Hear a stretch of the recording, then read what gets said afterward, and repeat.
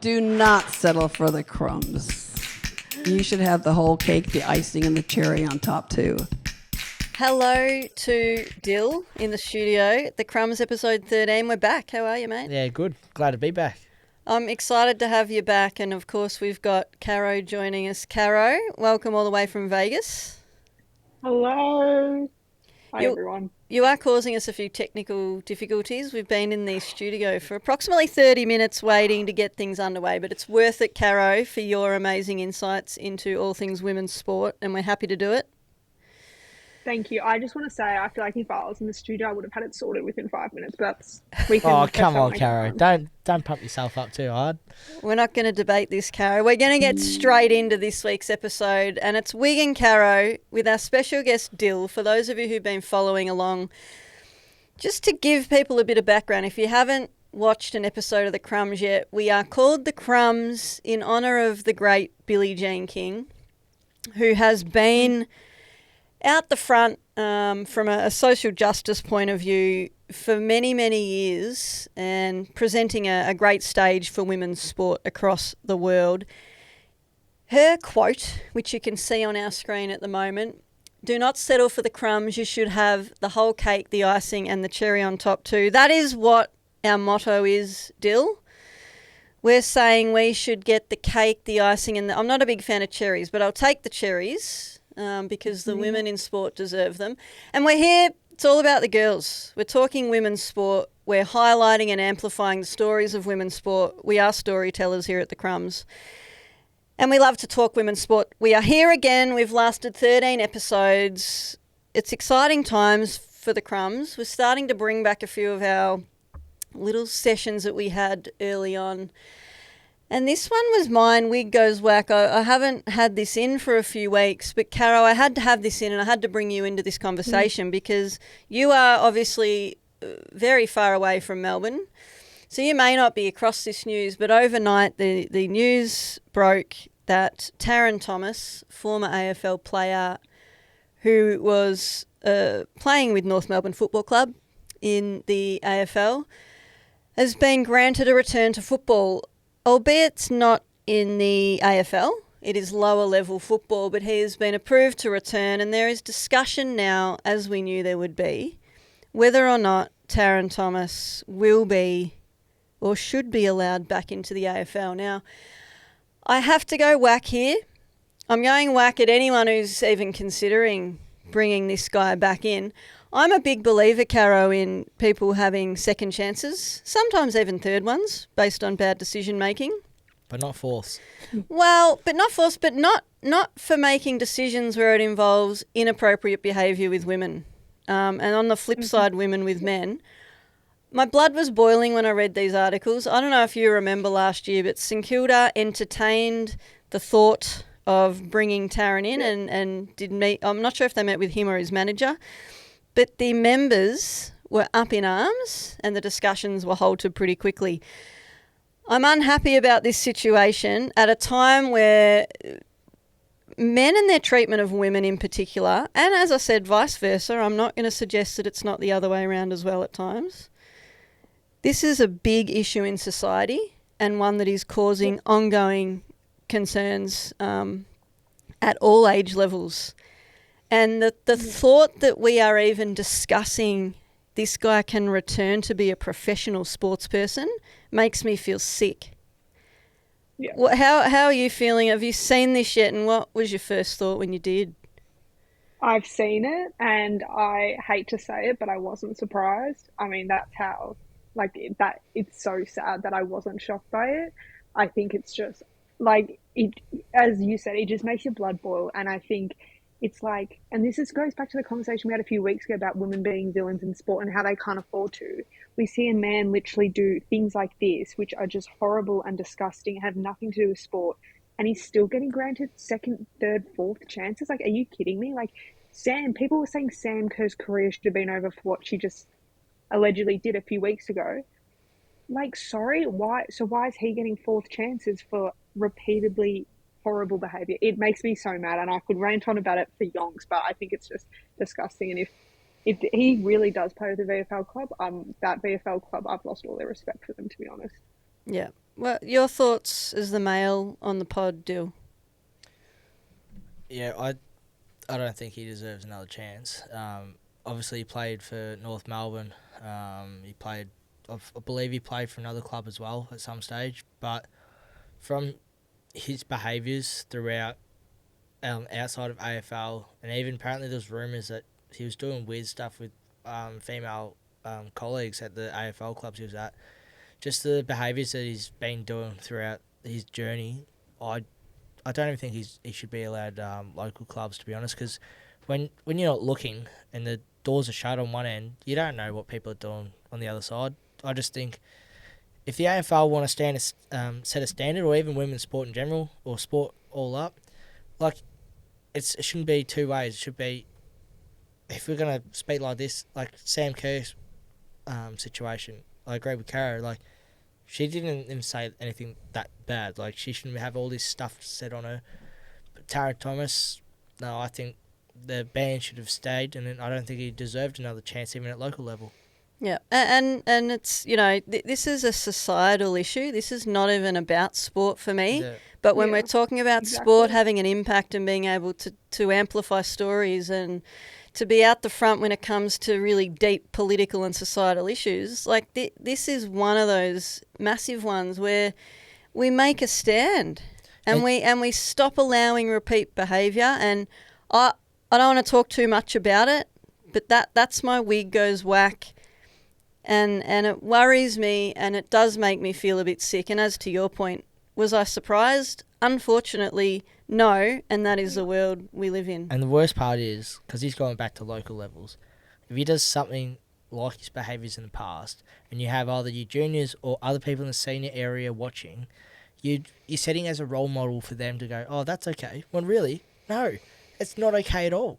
Like, it should not be, in one word, be thinking about doing that stuff, because that is not on one bit. And that's what I'm worried about, seeing the younger generations look up to him and then see what he's doing and be like, oh, I can do that. No, you can't. Not 1 second should we be thinking to do that, because it's not right. You forget the behaviours if something happens, Dyl. He's already done it and he's still allowed to play. So, look, we'll move on, but that was my wig goes whack. I want to move on to Caro's start, bench and cut. And Caro, you've got a few interesting ones. Tell us about them. Yeah, so I'm starting Enrique from Unrivaled because, as everyone knows, well, maybe not everyone, maybe if you've been living under a rock, I don't know, the 1v1 tournament for Unrivaled has been happening this past week. And Enrique was one of the last 4 left, and she was the only guard. The rest were talls. I think it was like Nafisa Collier, Azrae Stevens, and... I feel so bad I've forgotten the 4th one. But we're going to get to that later in the sorry. show. We're going to get slammed.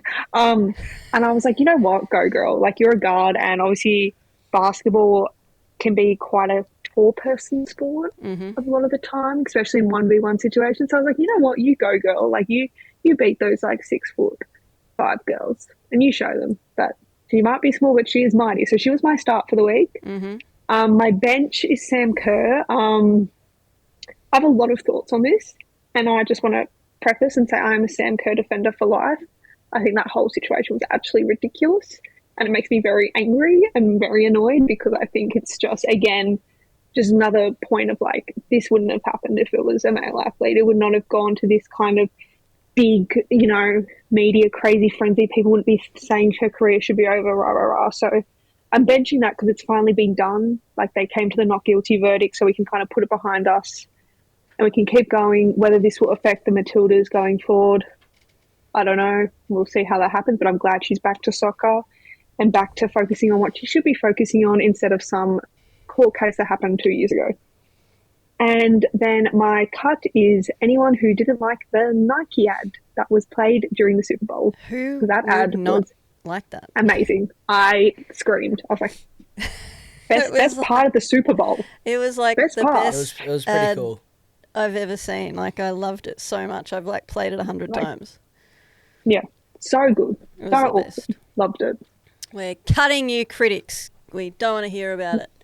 And on that, we'll move into it. Obviously, the the Super Bowl, for anyone who follows women's sport, and we like to call it sport and talk about the women in sport, but in this instance, it was like one of the biggest brands in the world basically renewing their dedication to women's sport at a pivotal time in society and taking the audience, like a mass audience of one of the biggest male sporting events of all time, and making it about female storytelling. And that is just, I can't explain how amazing that the timing of this ad was.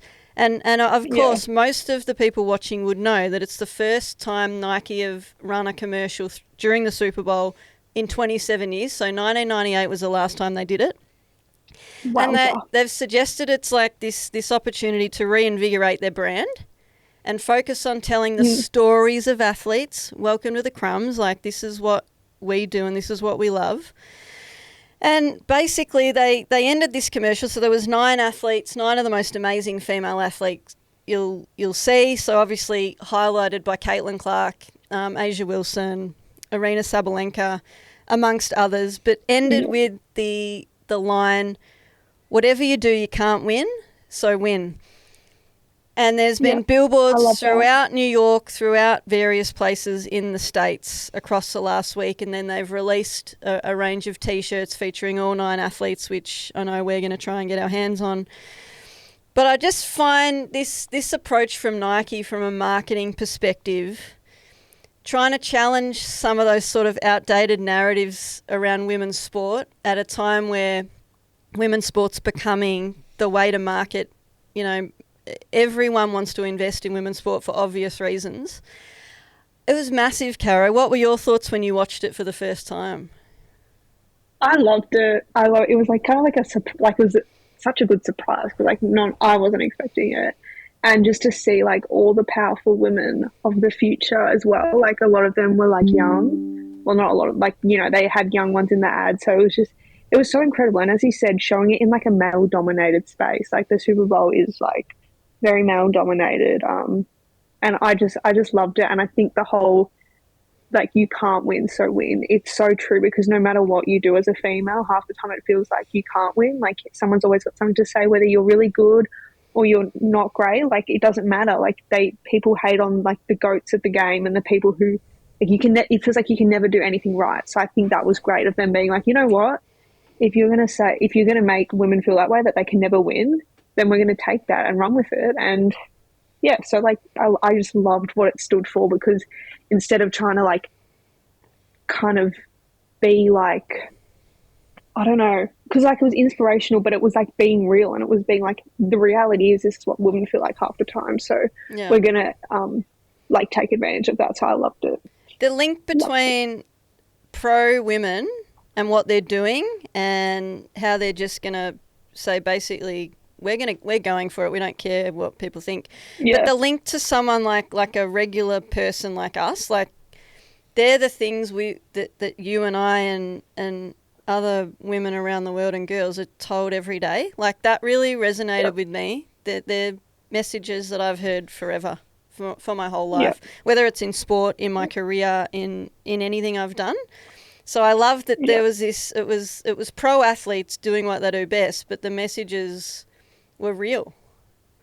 Yeah, exactly. I love that part. It was awesome to watch, and awesome to watch also the mighty Sue Bird, who I've got on the screen. Obviously, we talk a lot about the WNBA, and we're talking a lot about the stars of today and the future of the sport and how amazing it is. But the reality for the WNBA too is that there's been some trailblazers who've set the standard and who came through the league and through the sport and have basically tread their path, and we're here because of some of these athletes. One of them is Sue Bird, famous Seattle Storm player. It was announced back in November last year, 2024. She was on a reasonable list of potential 2025 Hall of Fame inductees for the WNBA. The inductees are about to be announced. It's going to happen, I think, in the next 24 hours. We're rooting for Sue Bird. If you're watching and you can see, I'm rocking my Sue Bird shirt. This was from when her jersey was retired at Climate Pledge Arena, and I've got that on the screen for you guys to see.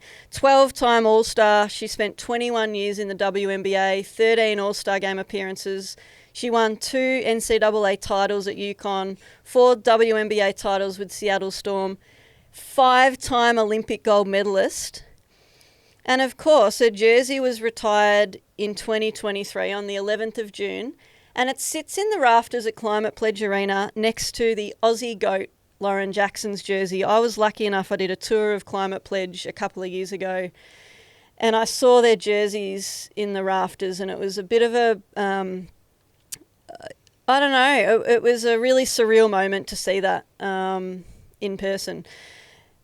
I want to shout out to Sue Bird, because it would be, I suppose people would not think anyone talks about the WNBA or women's basketball or superstars of the sport from the US or abroad in Australia. So from down under, we say, Sue Bird, you are a legend.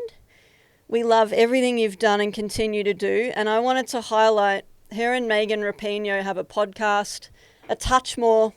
Yeah. And they talk about amazing things, all related to women's sports, pop culture. It's a really cool podcast. They have amazing guests. And I love tuning in, and I love listening to their perspectives, you know, that they've gathered over many, many years being involved, obviously, in elite basketball and elite football. So good luck to Sue. I hope she gets in, and Yeah. She should. I agree. On that, Caro, I just wanted to highlight a little bit about, so on the screen I've got a couple of the teams. So just a bit of, we've talked about WNBA expansion a few times on this program. We know the Valkyries are coming in this season. They're in the schedule. They've got their logo. I don't know if you saw the state-of-the-art facilities opened just last week, Caro. Amazing facilities. If you haven't seen them, check them out. Yeah. 2026, we're going to see Toronto and Portland come in.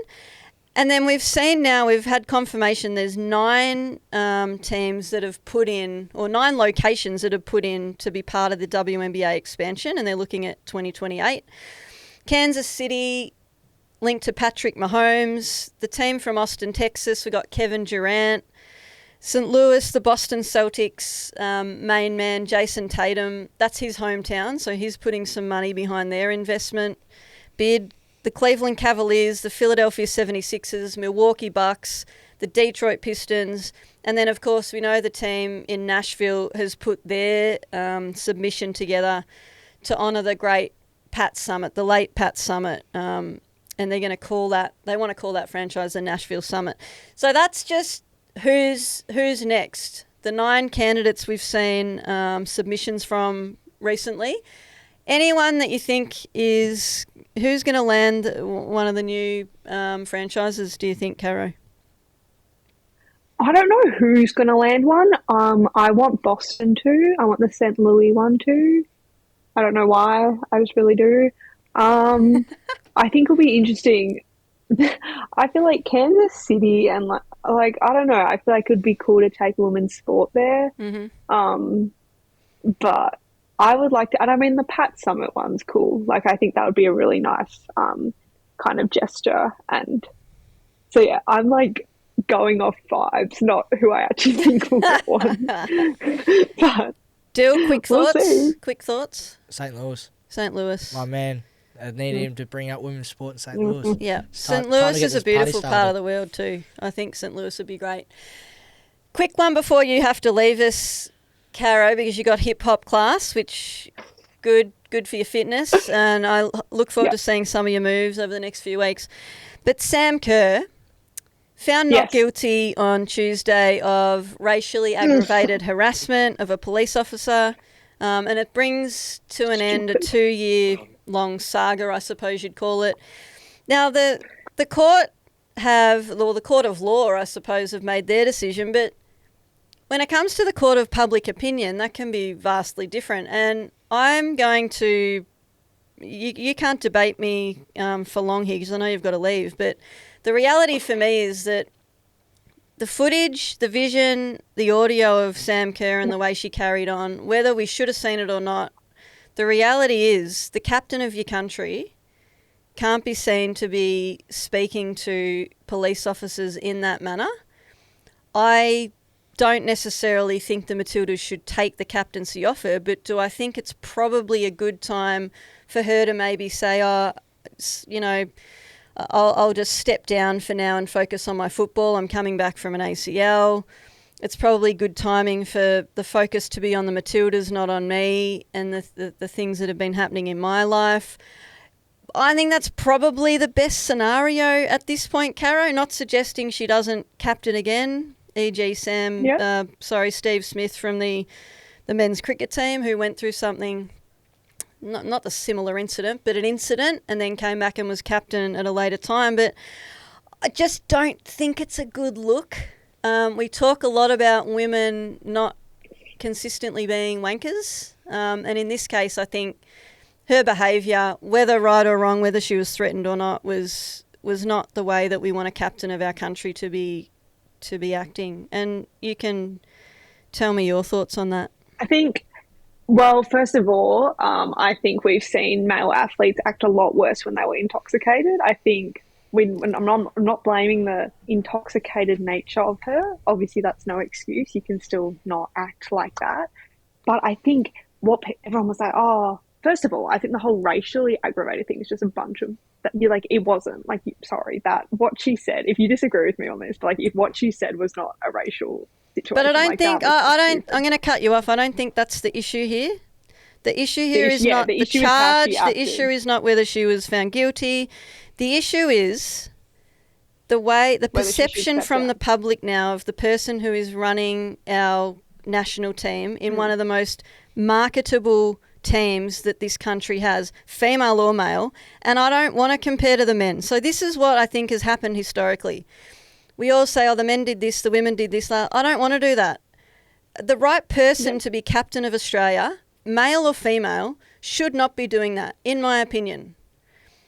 And responsibility as a professional athlete, and people can argue this till the cows come home with me, when you sign contracts worth $500,000 or more and you're in the public spotlight and you're flying first class and you're doing all those things, I'm sorry, there's a responsibility and accountability that comes with that. If you can't handle it, don't do it. But at this point, it seems silly to me that we just allow her to be captain and say, oh, slap on the wrists. She never even told Football Australia, Caro.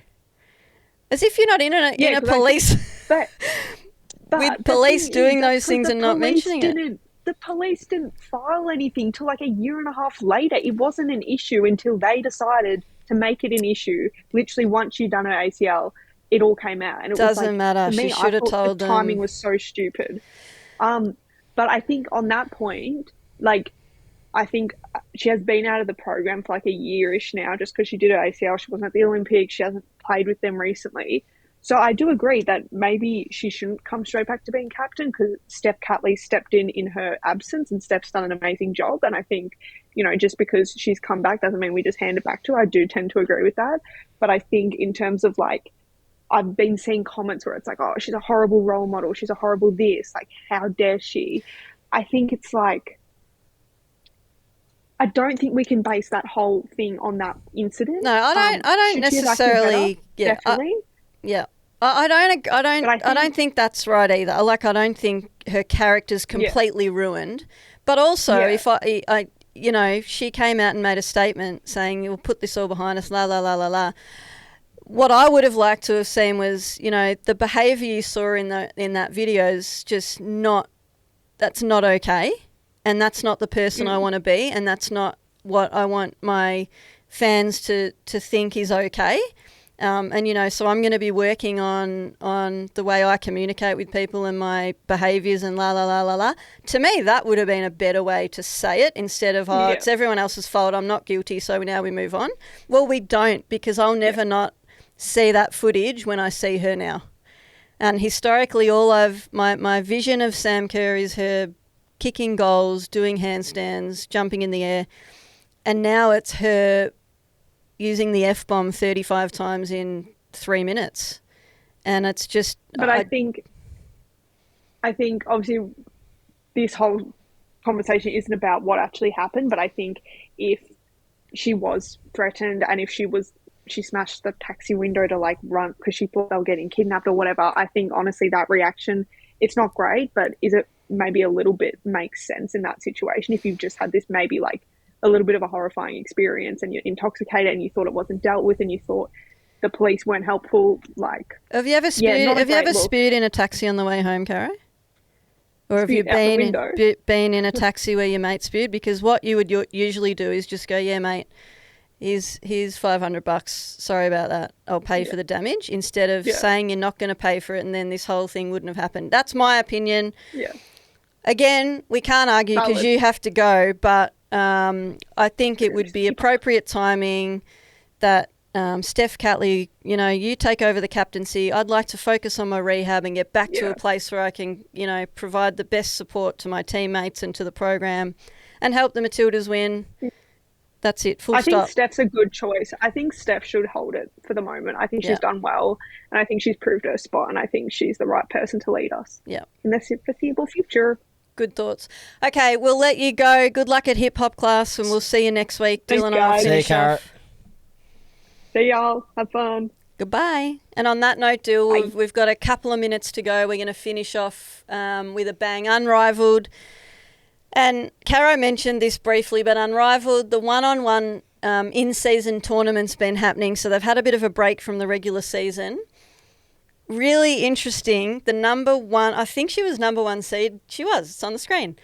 Number one seed, Brianna Stewart, lost in the first round 12-0 to one of her missed teammates, and it was a demolition. Again, I don't have access to watch, so I was watching the highlights, but you didn't need to see more than about 30 seconds to say what is happening. She was out. She's happy that Edwards beat her because, as we've mentioned before, the winner takes home a cool $200K, but if it's your teammate, you get $10K as well. So she's rooting for her because she's still in. The final four are in.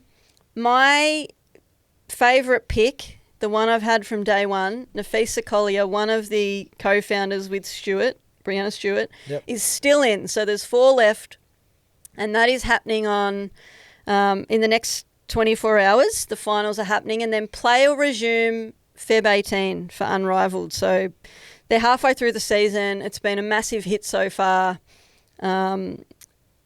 And we'll do a bit of a review at the end of the season, I think. We've talked a fair bit about Unrivaled. So you're going for Collier? Collier's going to win. To win it? Collier's going to win the whole thing. The one-on-one? Yep.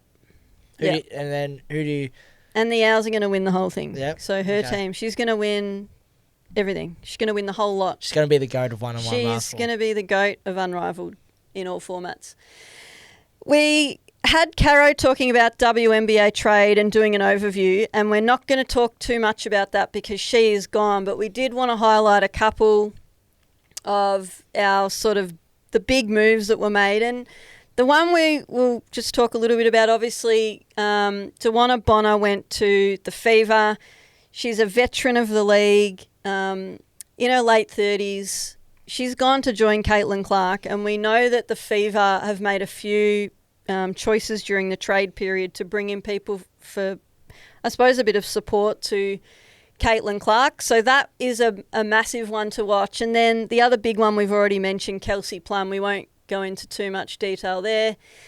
Seattle Storm have welcomed back Alicia Clark. She's pumped. She's been all over socials talking about how excited she is to be back with the Storm.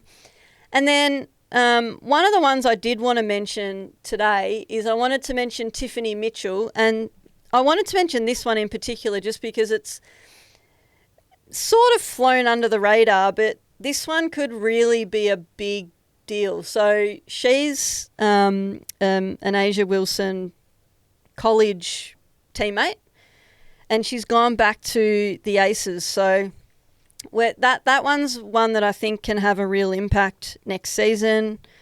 Obviously, we're making predictions here, Dylan. We don't necessarily know, but we'll talk a bit more about the teams and how they've ended up post the trade. It was a massive WNBA trade period over the last few weeks. But you've got something to contribute today, Dyl, before we finish off. Tell us about it. Yeah, I do. on a sadder note, last Tuesday night, I believe, Coltita Woods, the mother of Tiger Woods, sadly passed away at the age of, I believe it was 78 she passed away with.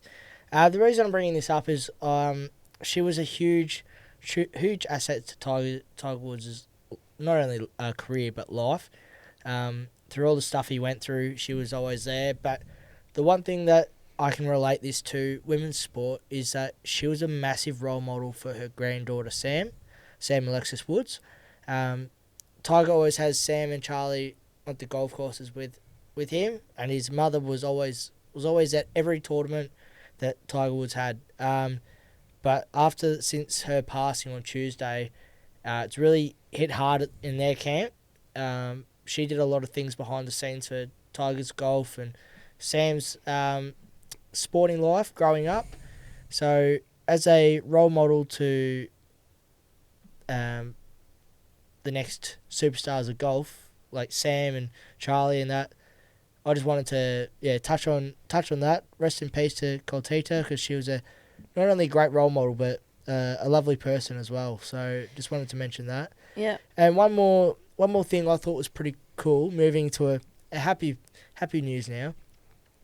Superbowl, Serena Williams dancing her butt off on stage. I thought it was pretty funny to see a music singer ask an ex-professional athlete do some dancing. But I thought she did pretty well. What's your thoughts on that?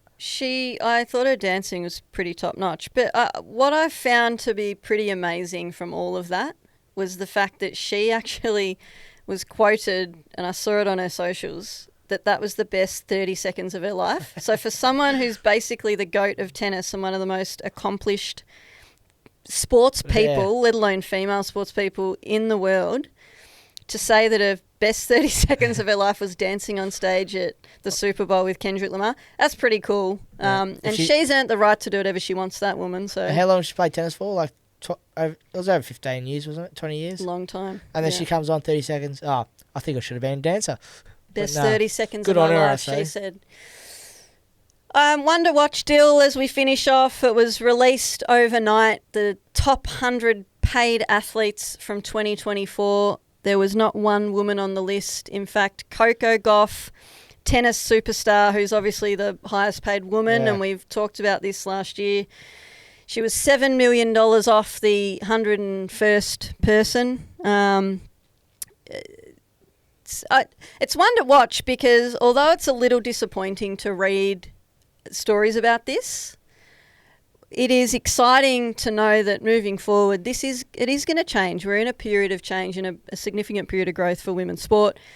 But it is certainly one for us to watch. And what is horrible to read, and I'm sure Davin, the basketball fan, would agree, is that Ben Simmons made the cut as the only Australian, making $64 million. And did he play a game, Davin? Did he actually take the court?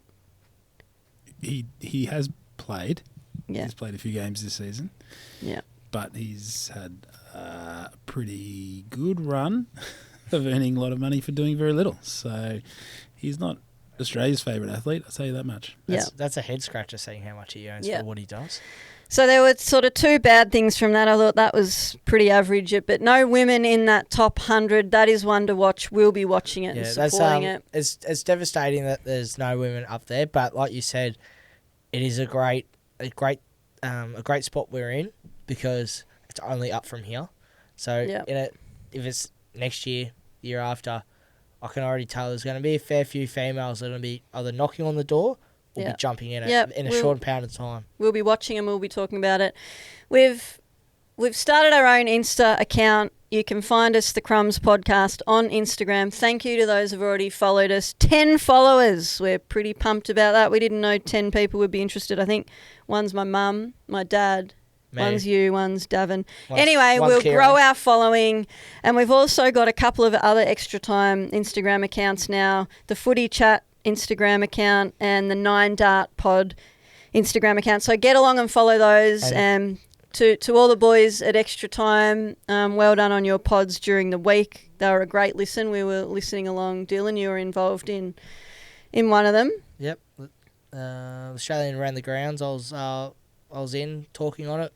It's very good. Brilliant. Very good a week of content we had. A lot of good Brilliant. things coming up, and the footy chat is exciting because I'm on that one as well. So keep your eyes peeled. It's a lot of information. Lots of good stuff happening in extra time. And the Crumbs. Big thanks to Davin, our producer, and we will see you next week for episode 14. See you later.